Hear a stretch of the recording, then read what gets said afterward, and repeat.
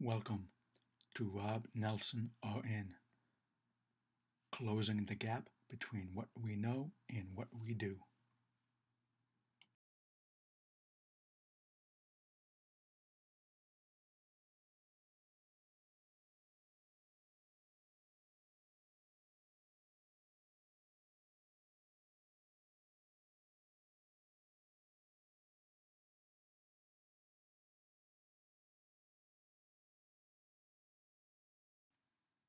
I wish to present to you a possibility to live into.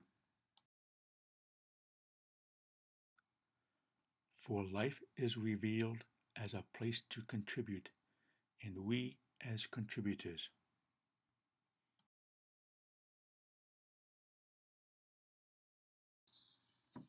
Global climate change is by far the most complex and pressing issue of our time. Climate change is the biggest global health threat of the 21st century.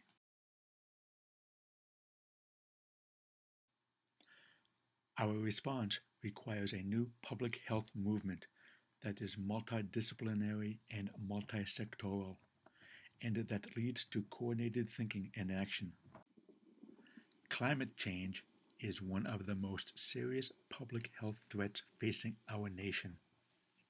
Yet, few Americans are aware of the very real consequences of climate change on the health of our communities, our families, and our children. Dr. Christy Ebbe and Dr. Jerome Paulson write, "The increasing temperatures, changing precipitation patterns, and more extreme weather events that are occurring because of climate change have begun to increase morbidity and mortality from climate-sensitive health determinants and outcomes. And children are particularly vulnerable to many of these health outcomes because of their potentially greater exposures, resulting in part from behavioral patterns, greater sensitivity to certain exposures, and dependence on caregivers for appropriate preparedness and response.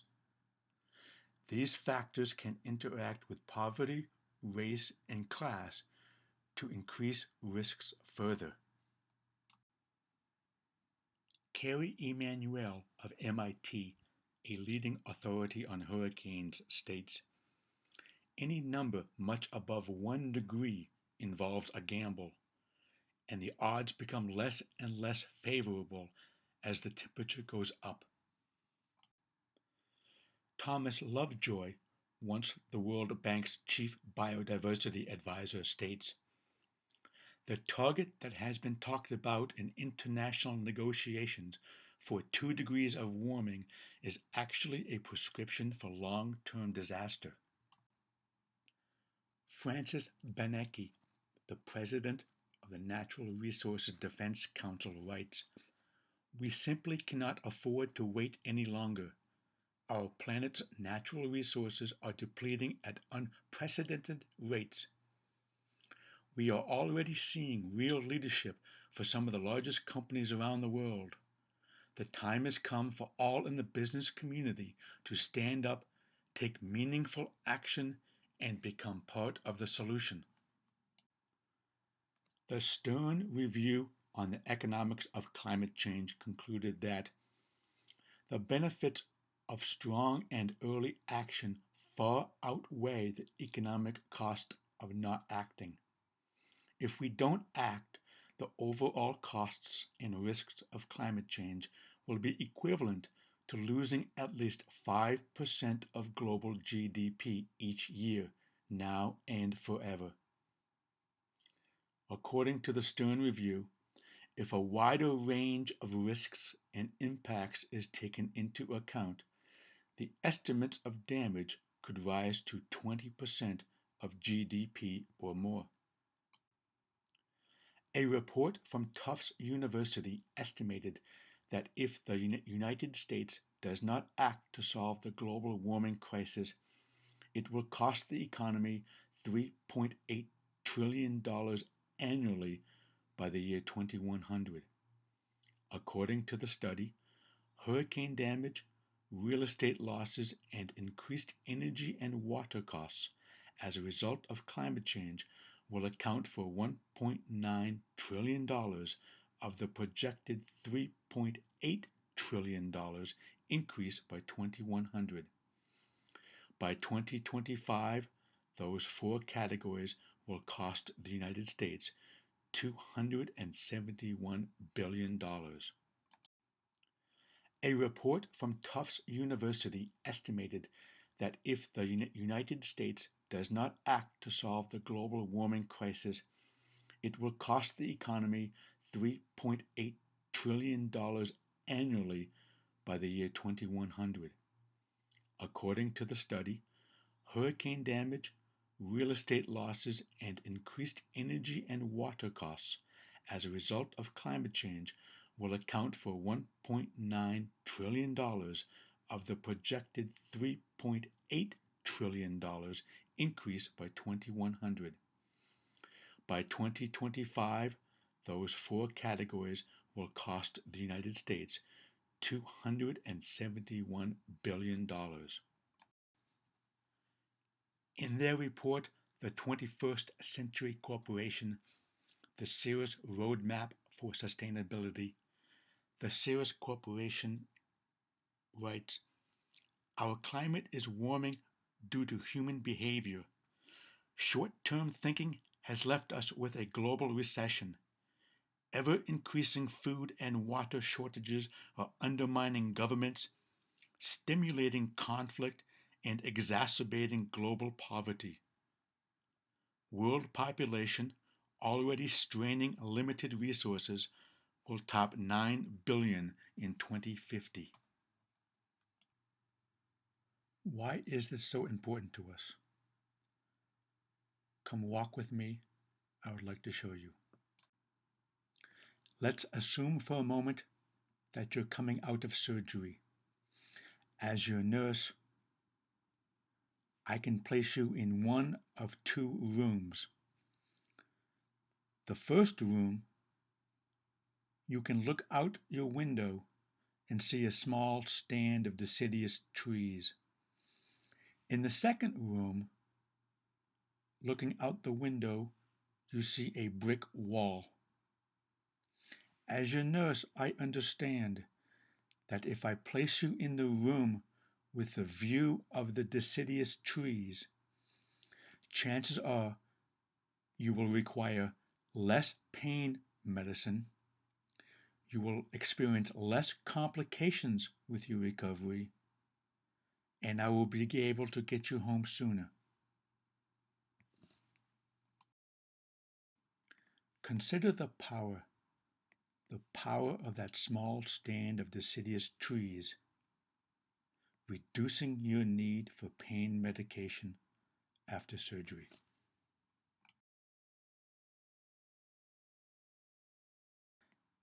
Sadly, with our current healthcare system on life support, the only room I have available to you is the room with the view of the brick wall.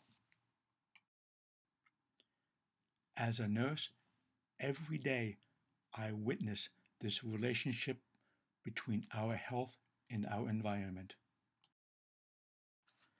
This is why I view climate change as a health issue.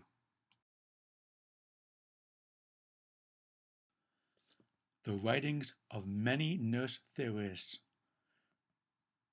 identify the concept of environment as a prominent domain within the nursing discipline's theoretical foundations. Florence Nightingale defined nursing more than 100 years ago as the act of utilizing the environment of the patient to assist him in his recovery. Gene Watson's human caring theory cited the mental, physical, social, cultural, and spiritual environments of our patients. Martha Rogers' Science of Unitary Human Beings proposed the environmental field as an irreducible pan-dimensional energy field.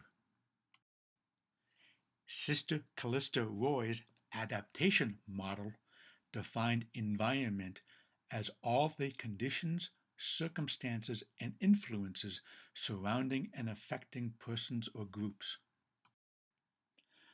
Betty Newman, a community health nurse and clinical psychologist, developed a model based on the individual's relationship to stress, the reaction to it, and reconstitution factors that are dynamic in nature. Reconstitution being the state of adaptation to stressors. These nursing theories and models are very powerful tools in understanding how we are adapting to our environment.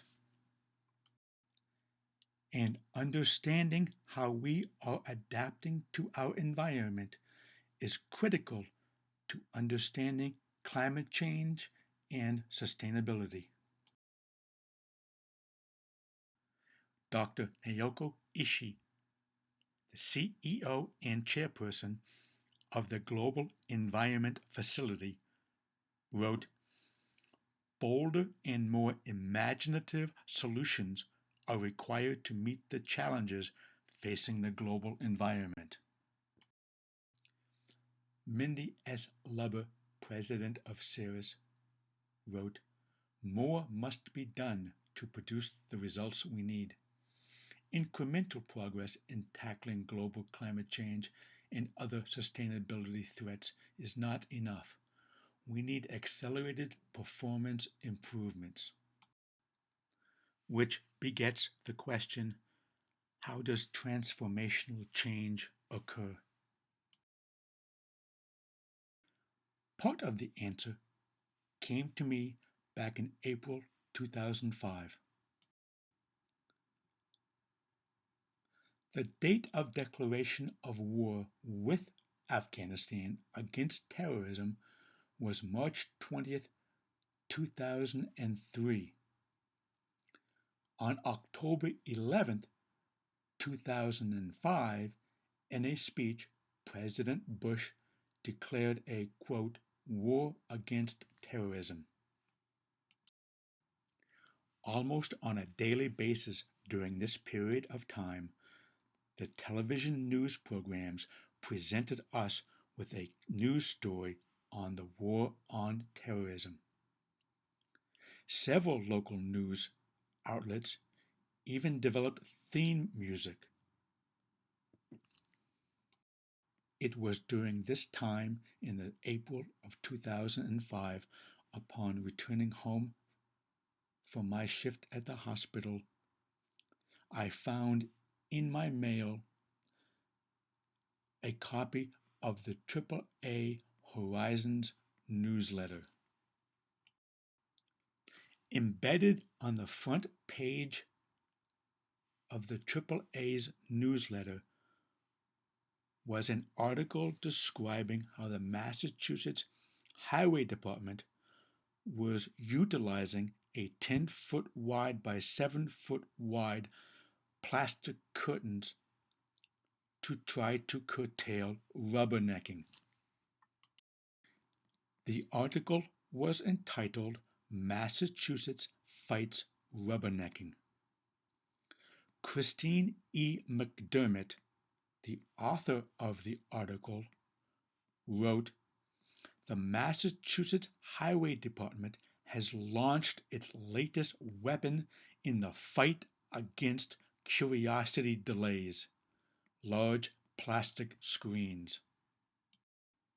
What so impressed me with this article was the utilization of words inherently used to describe war were being used to describe large plastic screens. The human language is inherently flexible, and there are several factors connected to variation in the language, and variation is the source of change.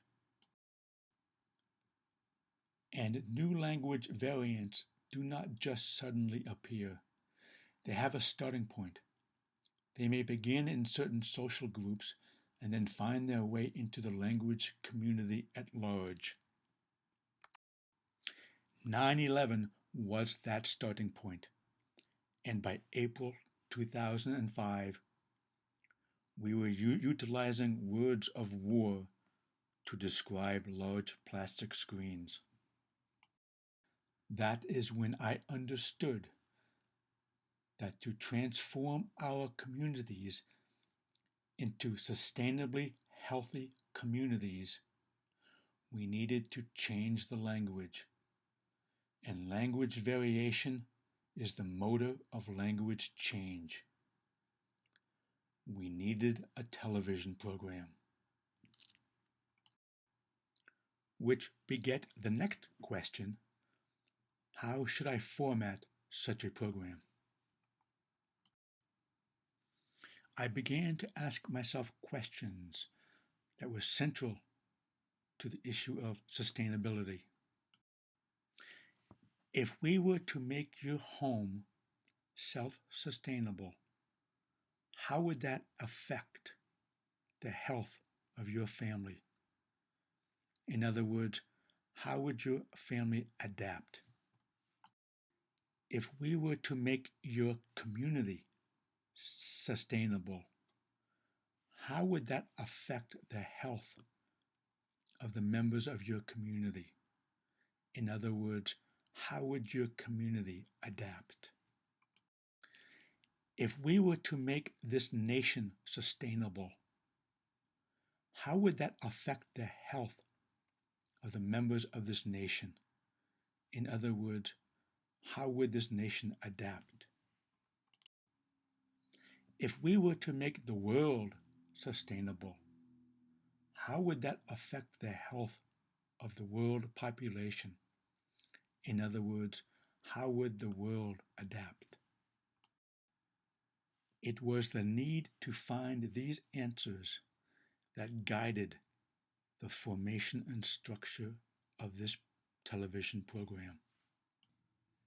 I have divided each program into 3 parts. Sustainability means different things to different people. For me, sustainability is all about developing strategies to improve a community's health. There are 5 phases to the nursing process as it applies to individually focused nursing care. These same 5 phases apply to community-focused nursing care. The 5 phases are assessing, diagnosing, planning, implementing, and evaluating. And since the process of transforming a community into sustainability must begin with a health assessment, we will begin each program with a community health assessment. This initial phase, done in partnership with each community, frequently identifies health concerns previously unbeknownst to the community members. This initial phase will also provide for the television viewing audience the information they need to participate in the next phase, the planning phase.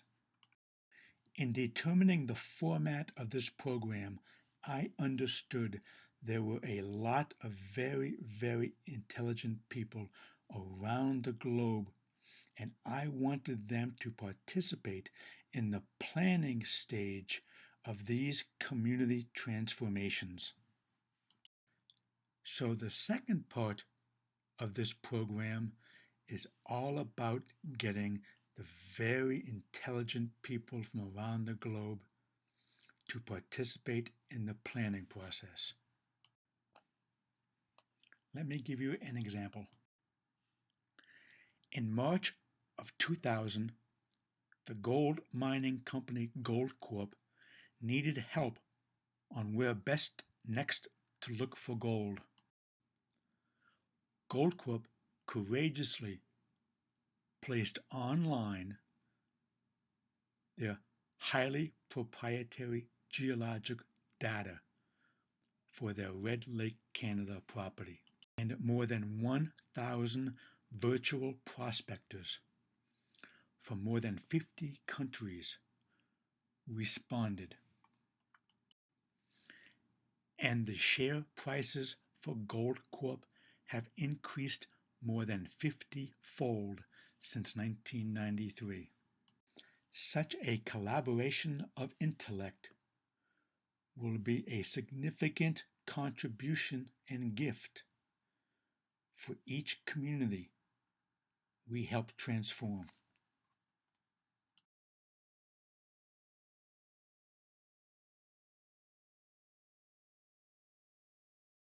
The third and final phase of each program will be the implementation of the plans chosen by each community.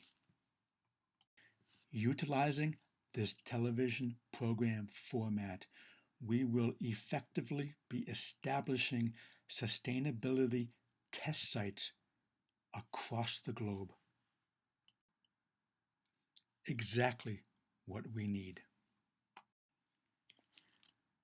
This program format grants us the opportunity to influence rather than direct human behavior. Sustainable health systems will depend upon sustained health at home and in communities well before the healthcare system, as it is currently known, is called upon. And in this manner, I see us creating a sustainable health system. In January of this year, the World Economic Forum, in collaboration with McKinsey Company, produced a report titled Sustainable Health Systems, Visions, Strategies, Critical Uncertainties, and Scenarios. Over the course of an entire year, the World Economic Forum, in collaboration with its partners at McKinsey Company, engaged over 200 health system leaders, policymakers, and experts in an ambitious global effort to provide a long-term and holistic analysis of sustainable health systems. The central question: what could health systems look like in 2040? This year-long collaboration culminated in the identification of three major themes. Theme number one: embrace data and information to transform health and care. Theme number two: innovate healthcare delivery. Theme number three: build the healthy cities and countries of the future. The report states these themes are at the heart of the approaches taken by the participating countries. To my immense gratification, these three major themes are also at the heart of this television program, Rob Nelson, RN. As they state in their report, as healthcare systems aim to rise to the challenge of sustainability, the three themes of embracing data and information, innovating healthcare delivery, and building healthy cities and countries stand out as promising. Their success is neither assured nor guaranteed, but the emerging global consensus is that they represent our best chance. The only way to move forward is to focus on taking action and sharing and learning from one another's mistakes and successes along the way. Unbeknownst to the World Economic Forum, they have articulated in their report The purpose of this program. Rob Nelson, RN. So I think I'm on the right track. Won't you walk with me?